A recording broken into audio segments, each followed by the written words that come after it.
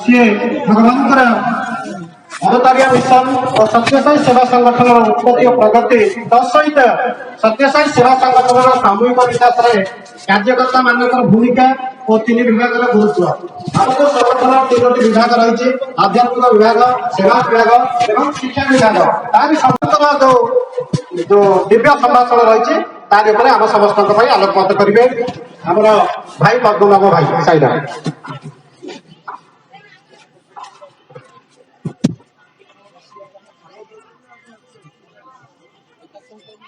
त्वमेव माता स पिता त्वमेव त्वमेव बन्धुश्च सखा त्वमेव विद्या द्रविणं त्वमेव सर्व मम देव त्वमेव सर्व सैदेव देव। परम कारुणिक परम प्रेममय भगवान बाबा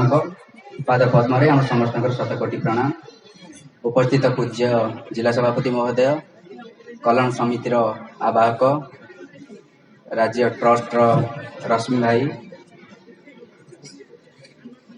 पाखापाखि समस्त भजन मंडली आवाहक भाई, समस्त कार्यकर्ता, जिलार समस्त कार्यकर्ता भाई और भौणी माने एवं आज ये जो बरजपुर भजन मंडली रे आयोजित होई दुईटी पर्याय कार्यक्रम, गोटे हूँ सेवादल ट्रेनिंग एवं अन्यटी हूँ आनुअल फंक्शन से योगदान देइतिबा समस्त भाई और भौणी माने समस्त सप्रेम साईराम। समस्त जो पूर्वर जो भाई माने जहाँ भी किसी कहते तो आम स्वामी मिशन थिला, स्वामी विजन थिला, जहाँकि मु विशेष करी जेहेतु समय कम गोटे कथा कहबी, गोटे मनुष्यटे केतेबेले दिव्यता पाए बा आमर ये जो अवतार आम कहूचे भगवान सत्यसाई बाबा को अवतार कहूचे, अवतार पुरुष कहीं आम कह राम आसते कृष्ण आसते किंतु आम सत्यसाई की भी आम कहूचे जे सी आम अवतार पुरुष रूप में आसते। एवं जितेबले आम देखा अवतार पुरुष केतेबेले धरा पृष्ठ जन्म हुए बा केतेबेले से धरा पृष्ठ को आसती आम भावुवा जमीती कि राम आसते रावण को मारिया,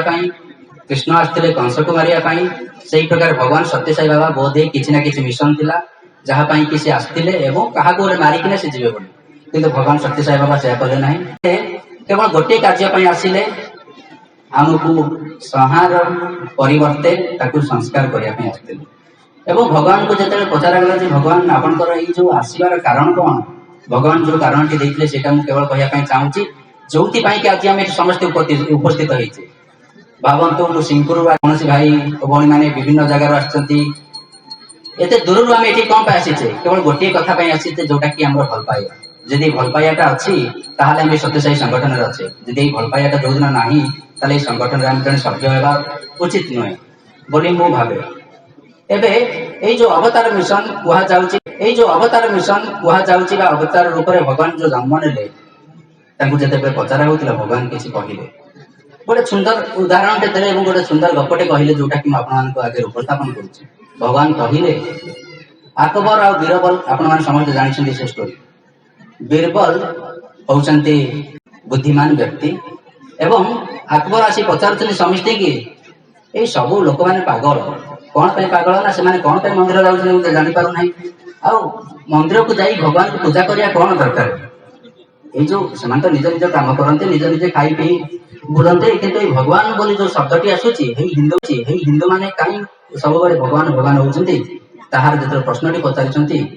जो मैंने साम्राज्य थे जो मैंने से राजा सामने थे समस्त मुंड बिंधिला कारण यार उत्तर घा पाखे नाला एवं समस्त कहले भगवान अच्छा समस्त तो भगवान तो जो सृष्टि भगवान ठार आसुच्छे जे भगवान कहीं पूजा कर किसी समय समस्ते भावी कहीं उत्तर देते सेकेंड दिन जाइए थर्ड दिन जाइए बहुत दिन गला कहीं उत्तर पाई पार ना एवं बीरबल गोटे चिंता कले एवं से दिन राजा सहित आपण देखी नदी में डंगा से जेहेतु राजा से क्रीड़ा डंगा को यूज करूँ डंगार से जितक सब राणी सहित समस्त पुओं सहित समस्त जाइछन्ति एवं जो से समय जाइछन्ति बीरबल सहित जाइछन्ति एवं किसी समय पर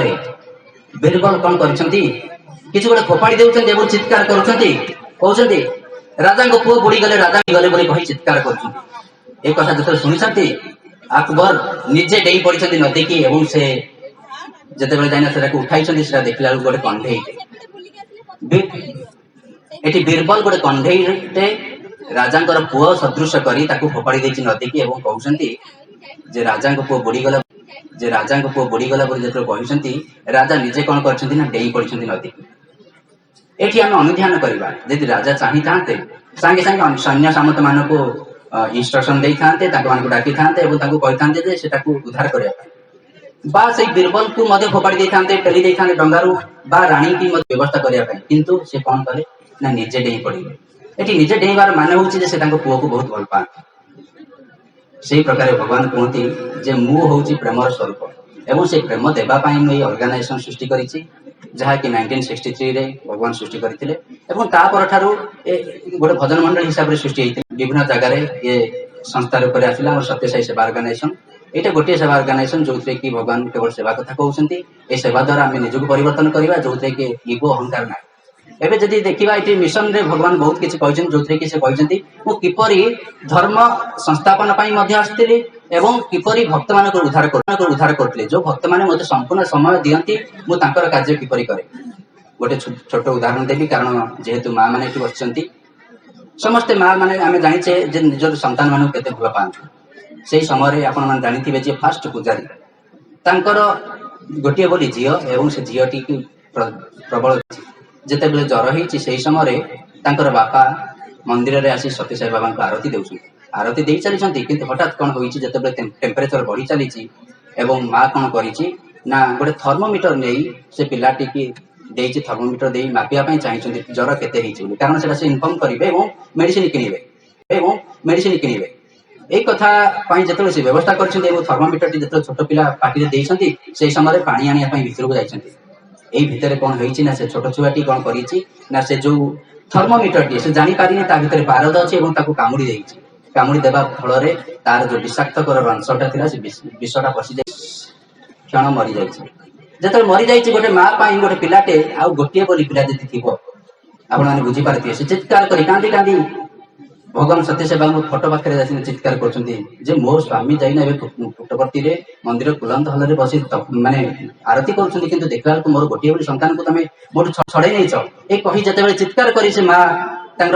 निजको निज कोह को रखी पारना से आसी कुलंत हल चित्कार कर समय स्वामी की भजन चली आरती देवा समय आसी जाइए समय भगवान कहते ठीक अच्छे आगू पठा एवं जिते माँ आसी पहुंची भगवान पाखे भगवान कहते कौन कहीं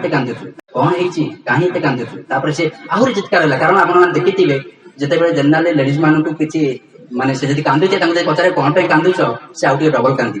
तेणु से आहरी चित्कार करना से कुलंत हल से दिन चिल्लई कर कांदी लगी भगवान कहते हाथ निज सृष्टि कर विभूति कहते तोर स्वामी मो सबकि करुच्ची तेणु मुझे कौन करुच्ची सांगे सांगे यह कहते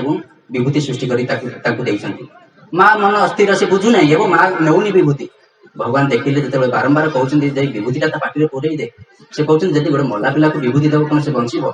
एक कथा जो मार डाउट आसूँ भगवान निजे पुणी थर सृष्टि करना से पिलार पाँच पिलार पार्टी दे जो पिलार पार्टी देते पिलाटी सांगे सांगे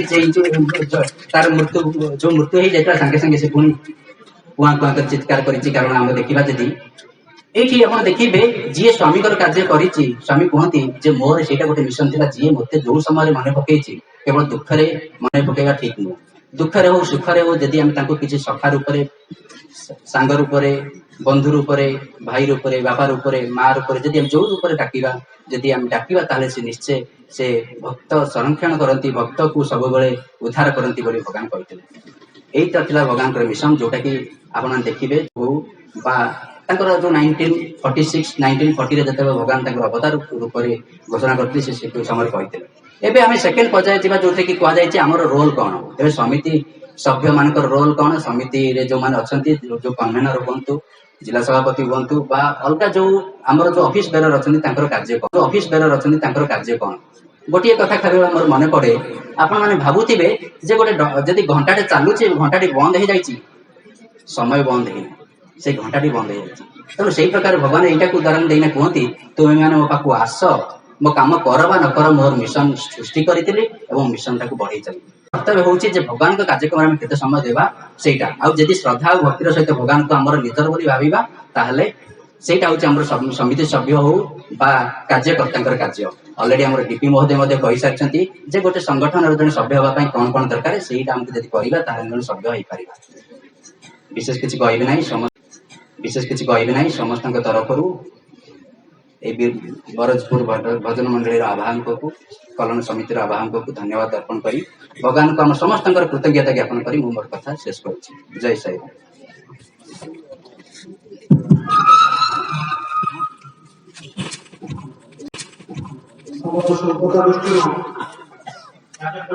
संक्षिप्त कराଯାଇଛି